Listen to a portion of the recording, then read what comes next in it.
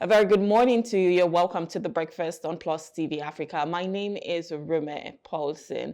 It's Monday, the 2nd of December, 2024, and happy new month to you. Can you believe it? Christmas is here. The world is already in December, the second day actually, and it's been a fantastic 2024 so far. And we just have a few more days to wrap it up and we'll be saying Happy New Year. So happy new month to you. I hope that your year has been fantastic. You've been able to accomplish all that you've wanted. But even if you haven't, you still have a few more days in December to do that.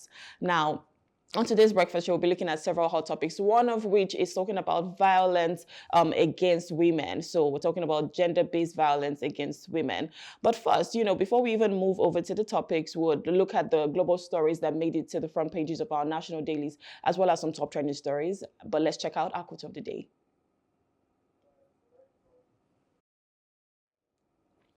Success is walking from failure to failure with no loss of enthusiasm. And that is according to Winston Churchill. And he says this morning, success is walking from failure to failure with no loss of enthusiasm. So even if you fail so many times, if you fail 7 times, you're supposed to get up 8 times. And with all of those failures, you're supposed to, have that enthusiasm that, yes, I can do it again. Because if you do not keep trying, then you will never get the results that you want. You don't want a situation whereby you fail and you give up. That's not how it's supposed to be, because life is not a bed of roses.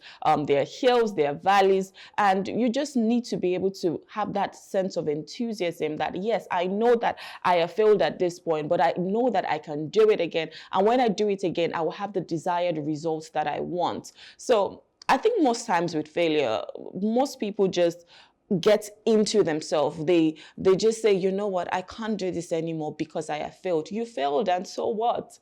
That's not the end of the road. That is just a bump in the road, and you have to make sure that you keep going, because your journey has the light at the end of the tunnel. Your journey has a good story at the end of it. But imagine you're just stopping at one roadblock, you're stopping at one bump. You would not be able to achieve all of that. So having that enthusiasm, even when you fail, is what is going to keep you going, is what is going to push you forward, is what is going to make you get to that level of success that you want. And according to Winston Churchill this morning, success is moving from failure to failure, not success to success, because nobody just stumble on success. You do a lot of things, you put in a lot of effort, you put in the work for you to get that. And if we're going to look at, people who have made it in the world, in fact, right now, a lot of people use the phone, and I would say Apple, for instance. If people gave up and said, maybe because we did not get the desired results that we need, then right now you would not have that phone. We're broadcasting live to you. If someone, the person who, created this, decided to stop, then I would not even be able to reach you this morning. And so I'm sure there are so many ideas that you have that are, embedded into that failure. But then if you keep going, you would just have that success. So do not lose your enthusiasm this morning. Make sure that you're going and you just believe that you can do it. And I know that you will do it. All right, that's it for our quote of the day. We'll move over to our top trending story. This first one says, Kaduna records surge in gender-based violence. Yes. So in fact, Kaduna State has witnessed a rise in gender-based violence with over 1,259 cases reported by November 2024, representing a 30% increase from the previous year, according to the Kano State Ministry of Human Services and Social Development. There was an event that was made, and it was just a very troubling trend, which the central topic for the meeting of women Muslim preachers from Kano and Kaduna states that was held in Kaduna as part of the 16 days of activism against gender-based violence. And the project was organized by the Development Research and Programs Center in partnership with the Center of Islamic Civilization and Interfaith at Bayero University, Kano. And this was supported by the Ford Foundation. It called for stronger community engagement and collaborative efforts to combat GBV in the region, which is obviously gender-based violence. So this also stressed the importance of integrating teachings into GBV and prevention strategies, equipping leaders with the necessary tools to challenge harmful practices. And of course, the participants were also trained in fostering dialogue within households, and just ensuring the protection of women. All right, so gender-based violence, in fact, this is something we'll be discussing much, much later in the show. And there's been a 16 days of activism. In fact, we spoke about this last week, and we've seen the prevalence of gender-based violence in Nigeria, not even just for women and children. And of course, what we really need right now is sensitization. We need people to know that this is not, it's not even what should be happening. We're in the 21st century. There are women who have big, beautiful lives, so many things that they can accomplish. And it's just sad that some people would obviously they won't be able to achieve that because someone somewhere has harmed them. And, if we're seeing this surge for women, especially in the North, of course, there needs to be some level of sensitization. And even people who are found, harming others, they should face the justice system. So how do we ensure that we mitigate all of this? That's what we're talking about, especially with this 16 days of activism, to ensure that so many women are not going to be in this situation. So many women are not going to, and, it's not even just, the violence is not just physical domestic violence. There's verbal as well. There's the emotional part of it. So it's important that we as a collective, as a society, as a community, we all come together to ensure that everyone is safe. So regardless of your gender, you cannot say because I'm a woman, I'm a lesser or a weaker vessel, and you can be violent towards me. No, we want a society where I am safe, you are safe, and we're all thriving together. But this is something that we'll be discussing much, much later in the show when my guests come on. So you want to stay around for that one.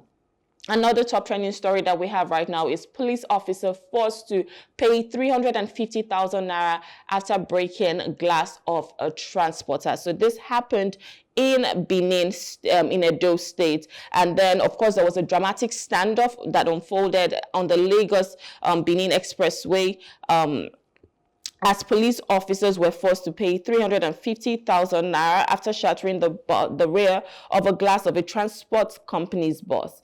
According to witnesses, the incident occurred when the officers reportedly, using a firearm, broke the bus rear glass. This action prompted an immediate response from other drivers of the same transport company who blocked the expressway in protest. The drivers insisted they would not clear the road until the officers compensated for the damage. Their firm stance paid off as the police officers eventually yielded to the payment. The incident disrupted traffic on the busy expressway, but highlighted a rare instance of swift accountability in response to perceived misconduct. That's what I love to hear. I mean, if you're going to go ahead and cause trouble or cause mayhem somewhere, then you should be able to pay for that. In this case, it's a police officer, someone you would expect that, okay, of course you have the power, you have whatever, you can come and act however you want to, but that shouldn't be the case. You should be accountable for your actions, and that's what we're seeing here. That is what has happened here, which is what we want. That's the Nigeria that we want, whereby if you are erring or if you do something that is wrong, you should be penalized for it. And in this case, it was to the tune of 350,000 naira. A lot of times, most people would not stand up to the police because they feel, oh, it's the police, they have all the power, who am I?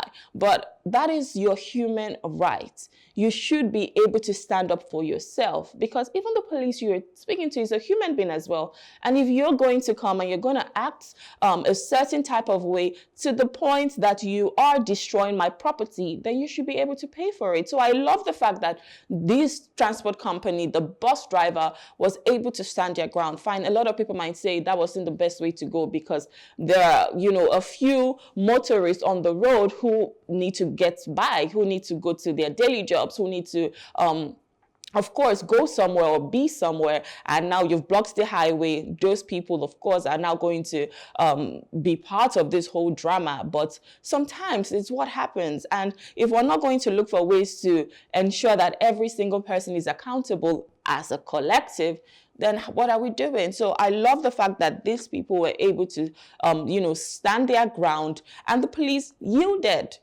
because they know they were wrong. They know that what they did was wrong. So they had to pay. And that is what we love to hear. Although we don't even want to hear whereby, we're having this type of brouhaha. It's important that everybody just, as a policeman, you're supposed to protect the lives and properties of Nigerians, right? So how come you're there destroying these properties? That shouldn't be the case. You're supposed to be a nice person who is supposed to help the citizens. So we should be able to run to you. They say police is your friend, police is your friend. Is police really your friend in Nigeria?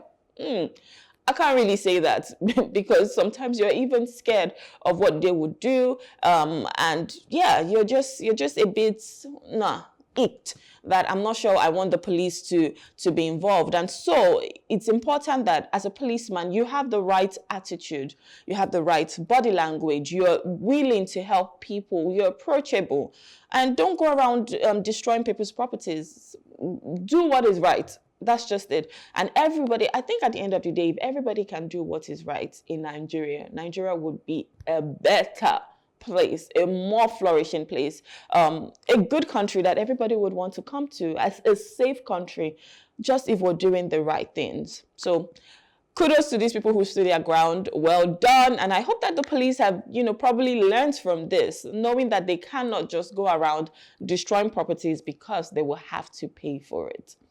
All right, our final top trending story says CBN to penalize erring banks which fail to load ATMs. This is a very good story. So right now it says the Central Bank of Nigeria, CBN, has warned that it will impose severe penalties on banks failing to address the ongoing cash scarcity at automated teller machines, popularly known as ATMs. Olayemi Kaduna, the CBN governor, issued the warning during the annual bankers dinner hosted by the Chartered Institute of Bankers of Nigeria on Friday. The cash crunch has drawn public attention, with some Nigerians taking to X on November 13 to express frustrations over empty ATMs and reliance on point-of-sales operators.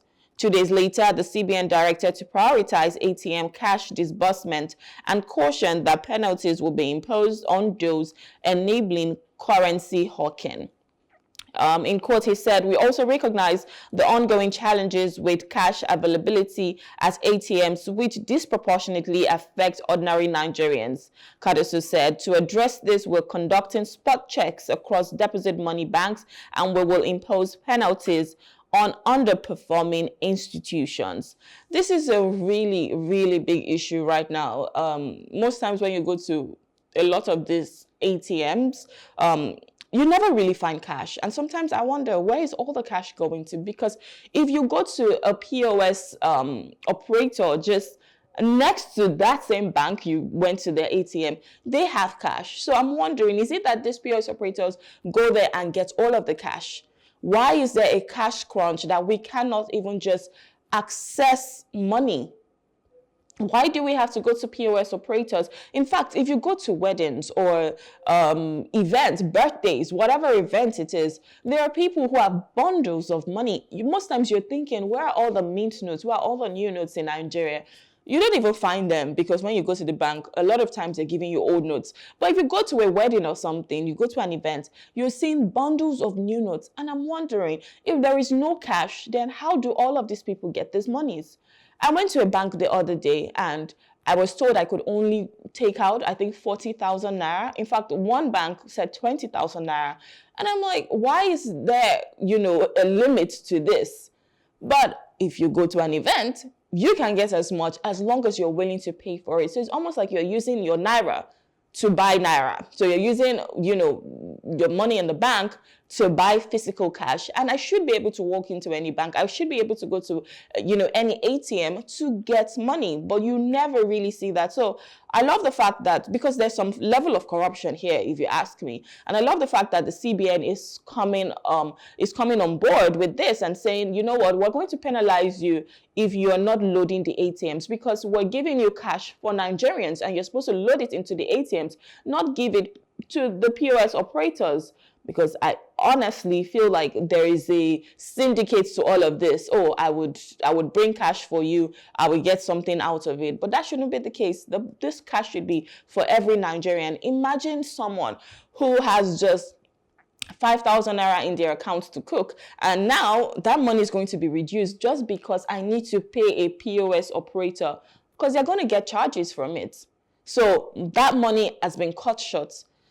And it shouldn't be the case. If I have 5,000 naira, I want to be able to go to the ATM and take out my 5,000 naira and do whatever I want to do with it. Not that I have to pay out of it just because I want the cash. So I hope that, this is not just some talks that the CBN is saying will penalize people. I hope that they really do these spot checks and they go there, and if they find any bank that is erring, they get to penalize them so that they know it serves as a deterrent to other ones. They make them an example to show that they are serious, and we want to ensure that Nigerians can have access to their monies whenever they want, however they want, and however they please, however they choose. So hopefully this is something that they would look into, and it will really, really happen.